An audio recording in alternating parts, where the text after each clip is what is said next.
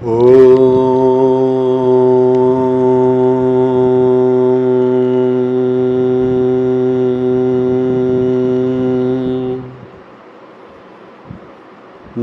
आपके अंदर बैठे परमात्मा को नमन करता हूँ।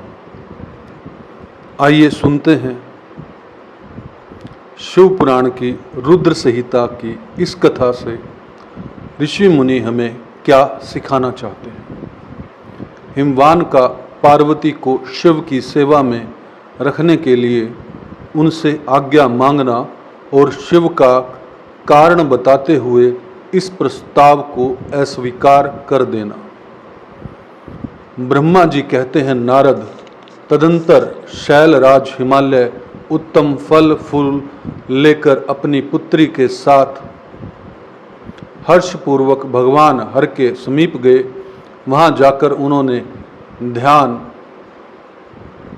प्रायज्ञ त्रिलोकी नाथ शिव को प्रणाम किया और अपनी अद्भुत कन्या काली को हृदय से उनकी सेवा में अर्पित कर दिया। फल फूल आदि सारी सामग्री उनके सामने रखकर पुत्री को आगे करके शैलराज ने शंभु से कहा, भगवान, मेरी पुत्री आप भगवान चंद्रशेखर की सेवा करने के लिए उत्सुक है, अतः आपके आराधना की इच्छा से इसको साथ लाया हूँ। यह अपनी दो सखियों के साथ सदा आप शंकर की ही सेवा में रहे। नाथ, यदि आपका मुझ पर अनुग्रह है तो इस कन्या को सेवा के लिए आज्ञा दीजिए। तब भगवान शंकर ने उस परम मनोहर काम रूपिणी कन्या को देखकर आंखें मूंद ली और अपने त्रिगुणातीत अविनाशी परम तत्व में उत्तम रूप का ध्यान आरंभ किया। उस समय सर्वेश्वर एवं सर्वव्यापी जटाजटधारी वेदांत वेद चंद्र कला विभूषण शंभु उत्तम आसन पर बैठकर नेत्र बंद किए तप ध्यान में ही लग गए। यह देख हिमाचल ने मस्तक झुकाकर पुनः उनके चरणों में प्रणाम किया। यद्यपि उनके हृदय में दीनता नहीं थी तो भी वे उस समय इस संशय में पड़ गए कि न जाने भगवान मेरी प्रार्थना स्वीकार करेंगे या नहीं। वक्ताओं में श्रेष्ठ गिरिराज हिमवान ने जगत के एकमात्र बंधु भगवान शिव से इस प्रकार कहा। हिमालय बोले, देव देव महादेव करुणा कर, शंकर विभो, मैं आपकी शरण में आया हूँ। आंखें खोलकर मेरी ओर देखिए। शिव सर्व महेशान जगत को आनंद प्रदान करने वाले प्रभो महादेव, आप संपूर्ण आपत्तियों का निवारण करने वाले हैं। मैं आपको प्रणाम करता हूँ। स्वामिन प्रभो, मैं अपनी इस पुत्री के साथ प्रतिदिन आपका दर्शन करने के लिए आऊँगा, इसके लिए आदेश दीजिए। उनकी यह बात सुनकर देव देव महेश्वर ने आंखें खोलकर ध्यान छोड़ दिया और कुछ सोच विचार कर कहा। महेश्वर बोले, गिरिराज, तुम अपनी इस कुमारी कन्या को घर में रखकर ही नित्य मेरे दर्शन को आ सकते हो, अन्यथा मेरा दर्शन नहीं हो सकता। महेश्वर ऐसी बात सुनकर शिवा के पिता हिमवान मस्तक झुकाकर उन भगवान शिव से बोले, प्रभु, यह तो बताइए किस कारण से मैं इस कन्या के साथ आपके दर्शन के लिए नहीं आ सकता। क्या यह आपकी सेवा योग्य नहीं है? फिर इसे नहीं लाने का क्या कारण है? यह मेरी समझ में नहीं आता। यह सुनकर भगवान वृषभध्वज शंभु हंसने लगे और विशेषतः दुष्ट योगियों को लोकावार का दर्शन कराते हुए वे हिमालय से बोले, शैलराज, यह कुमारी सुंदर कटी प्रदेश से सुशोभित तनवंडी, चंद्रमुखी और शुभ लक्षणों से संपन्न है, इसलिए इसे मेरे समीप तुम्हें नहीं लाना चाहिए। इसके लिए मैं तुम्हें बारंबार रोकता हूँ।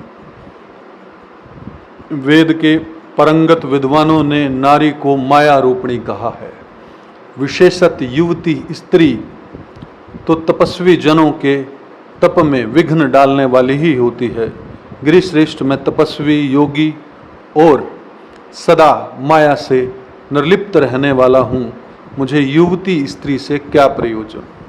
तपस्वियों के श्रेष्ठ आश्रय हिमालय, इसलिए फिर तुम्हें ऐसी बात नहीं कहनी चाहिए, क्योंकि तुम वेदोक्त धर्म में प्रवीण हो, ज्ञानियों में श्रेष्ठ और विद्वान हो, अचल राज हो।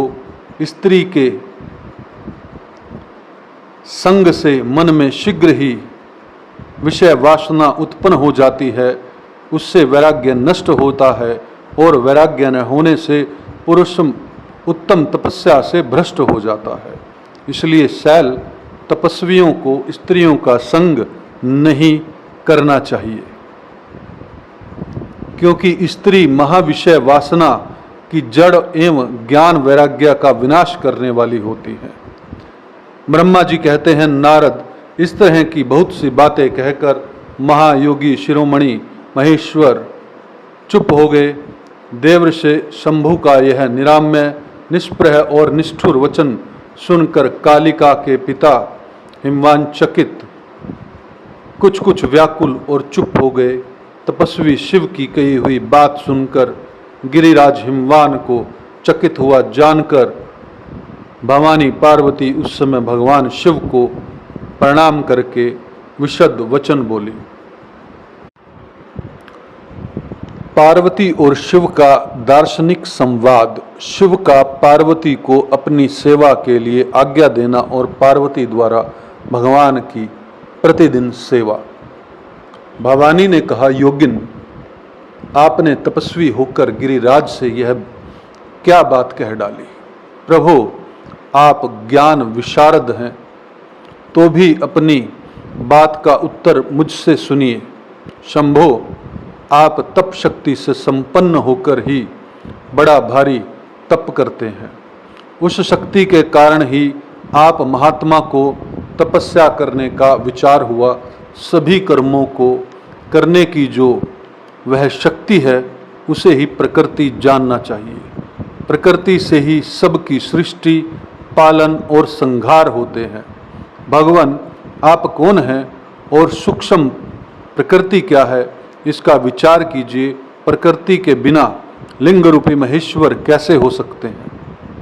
आप सदा प्राणियों के लिए जो अर्चनीय, वंदनीय और चिंतनीय है, वह प्रकृति के ही कारण है। इस बात को हृदय से विचार कर ही आपको जो कहना हो वह सब कहिए। ब्रह्मा जी कहते हैं, हे नारद, पार्वती जी के इस वचन को सुनकर महती लीला करने में लगे हुए प्रसन्न चित्त महेश्वर हंसते हुए बोले। महेश्वर ने कहा, मैं उत्कृष्ट तपस्या द्वारा ही प्रकृति का नाश करता हूँ और तत्वत प्रकृति रहित शंभु के रूप में स्थित होता हूँ। अतः सत्पुरुषों को कभी या कहीं प्रकृति का संग्रह नहीं करना चाहिए। लोकाचार से दूर एवं निर्विकार रहना चाहिए। नारद, जब शंभु ने लौकिक व्यवहार के अनुसार यह बात कही, तब काली मन ही मन हंसकर मधुर वाणी में बोली। काली ने कहा, कल्याणकारी प्रभु योगिन, आपने जो बात कही है, क्या वह वाणी प्रकृति नहीं है? फिर आप उससे परे क्यों नहीं हो गए? क्योंकि प्रकृति का सहारा लेकर बोलने लगे। इन सब बातों को विचार करके तात्विक दृष्टि से जो यथार्थ बात हो उसी को कहना चाहिए। यह सब कुछ सदा प्रकृति से बंधा हुआ है, इसलिए आपको न तो बोलना चाहिए और न कुछ करना ही चाहिए, क्योंकि कहना और करना सब व्यवहार प्राकृत ही है। आप अपनी बुद्धि से इसको समझिए। आप जो कुछ सुनते, खाते, देखते और करते हैं वह सब प्रकृति का ही कार्य है। झूठे वाद विवाद करना व्यर्थ है। प्रभु शंभु, यदि आप प्रकृति से परे हैं तो इस समय इस हिमवान पर्वत पर आप तपस्या किस लिए करते हैं? हर प्रकृति ने आपको निगल लिया है, अतः आप अपने स्वरूप को नहीं जानते। ईश, आप यदि अपने स्वरूप को जानते हैं तो किस लिए तप करते हैं? योगिन, मुझे आपके साथ वाद विवाद करने की क्या आवश्यकता है? प्रत्यक्ष प्रमाण उपलब्ध होने पर विद्वान पुरुष अनुमान प्रमाण को भी नहीं मानते। जो कुछ प्राणियों की इंद्रियों का विषय होता है वह सब ज्ञानी पुरुषों को बुद्धि से विचार कर प्राकृत ही मानना चाहिए। योगीश्वर, बहुत कहने से क्या लाभ? मुझे उत्तम बात सुनिए। मैं प्रकृति, आप पुरुष हैं, यह सत्य है, सत्य है, इसमें संशय नहीं है। मेरे अनुग्रह से ही आप सगुण और साकार माने गए हैं। मेरे बिना तो आप निरीह हैं, कुछ भी नहीं कर सकते। आप जितेंद्रिय होने पर भी प्रकृति के अधीन हो सदा नाना प्रकार के कर्म करते रहते हैं, फिर निर्विकार कैसे हैं और मुझसे ही लिप्त कैसे नहीं? शंकर, यदि आप प्रकृति से परे हैं और यदि आपका यह कथन सत्य है तो आपको मेरे समीप रहने पर भी डरना नहीं चाहिए। ब्रह्मा जी कहते हैं, पार्वती का यह सांख्य शास्त्र के अनुसार कहा हुआ वचन सुनकर भगवान शिव वेदांत में स्थित हो उनसे बोले। शिव ने कहा, सुंदर भाषण करने वाली गिरिजे, यदि तुम सांख्य मत को धारण करके ऐसी बात कहती हो तो प्रतिदिन मेरी सेवा करो, परंतु वह सेवा शास्त्र निषिद्ध नहीं होनी चाहिए। गिरिजा से ऐसा कहकर भक्तों पर अनुग्रह और उनका मनोरंजन करने वाले भगवान शिव हिमवान से बोले। शिव ने कहा,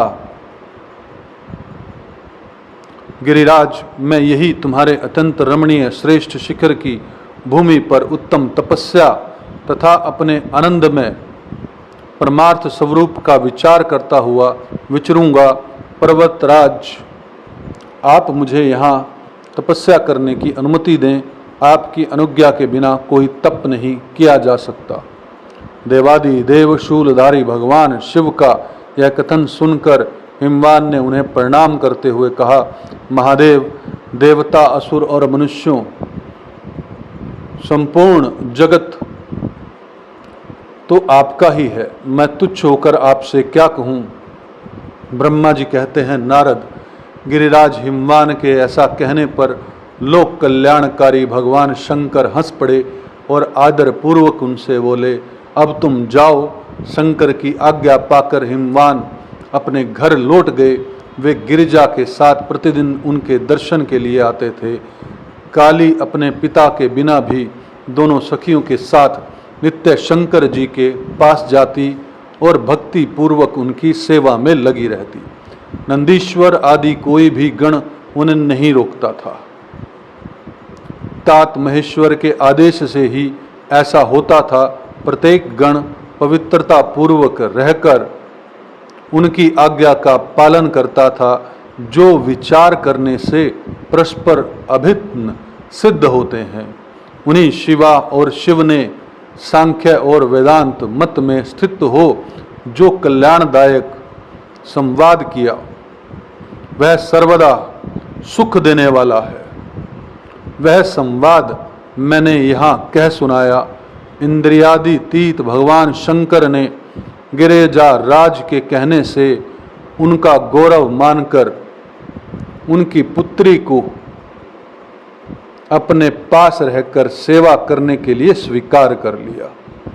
काली अपनी दो सखियों के साथ चंद्रशेखर महादेव की सेवा के लिए प्रतिदिन आती जाती रहती।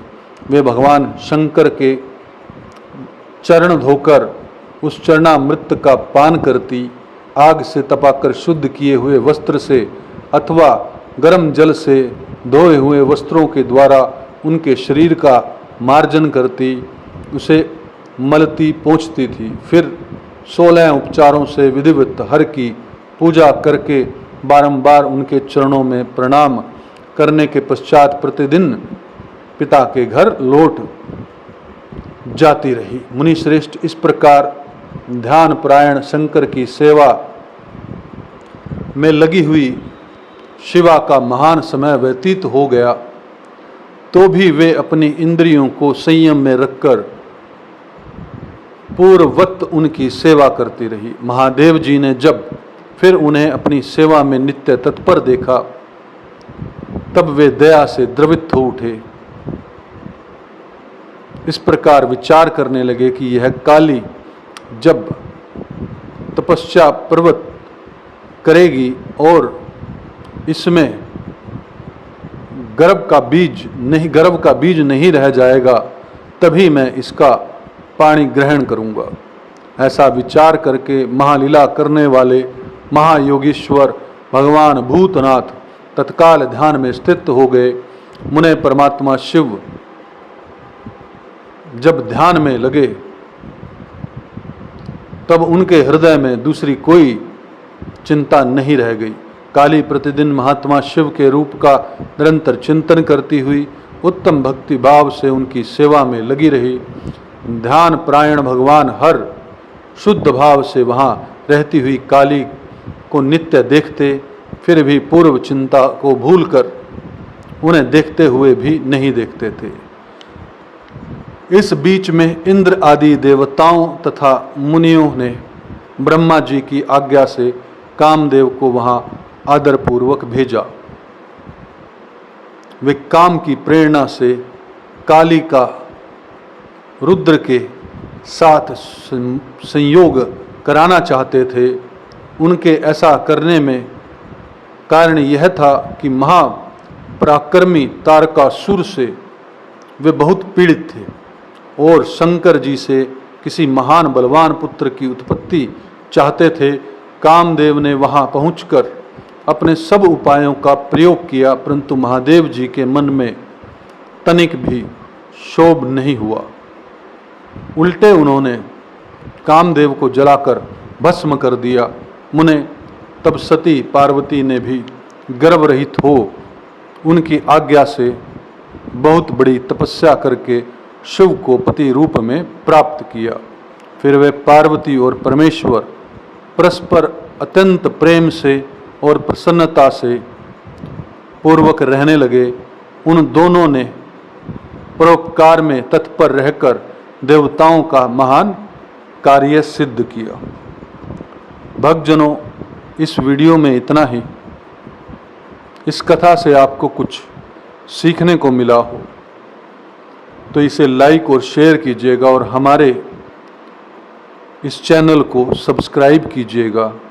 आपके अंदर बैठे परमात्मा को मैं नमन करता हूँ। ओम तत्सत, ओम तत्सत, ओम तत्सत।